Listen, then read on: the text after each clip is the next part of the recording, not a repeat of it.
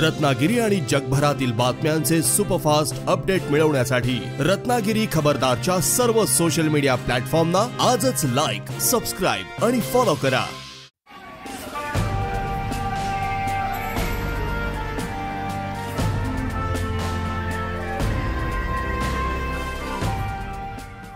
भारतीय सैनिकांच्या अतुलनीय पराक्रमाला आणि बलिदानाला मानवंदना देण्यासाठी रत्नागिरीकरांनी भव्य शौर्यवंदना तिरंगा रॅली काढली. पहलगाम येथील भ्याड हल्ल्याचा सूड घेणाऱ्या सैनिकांच्या सन्मानार्थ पालकमंत्री डॉक्टर उदय सामंत यांच्या नेतृत्वाखाली हजारो रत्नागिरीकर एकत्र आले. भारत माता की जय, वंदे मातरम, जय जवान जय किसानच्या घोषणांनी आकाश दणाणलं.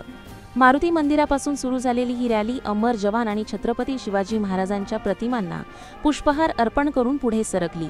पोलीस बँडच्या राष्ट्रगीताने वातावरण भारावलं.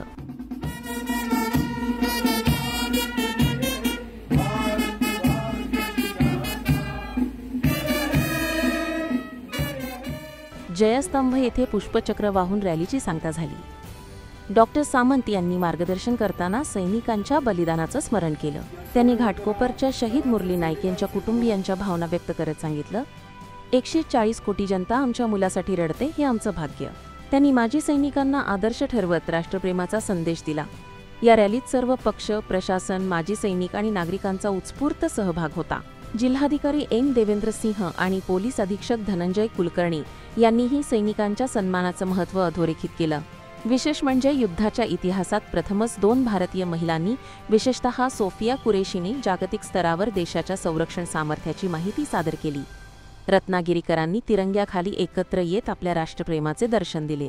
देशाच्या संकट काळात रत्नागिरी केंद्र सरकारसोबत खंबीरपणे उभं राहील असा शब्द डॉक्टर सामंत यांनी दिला.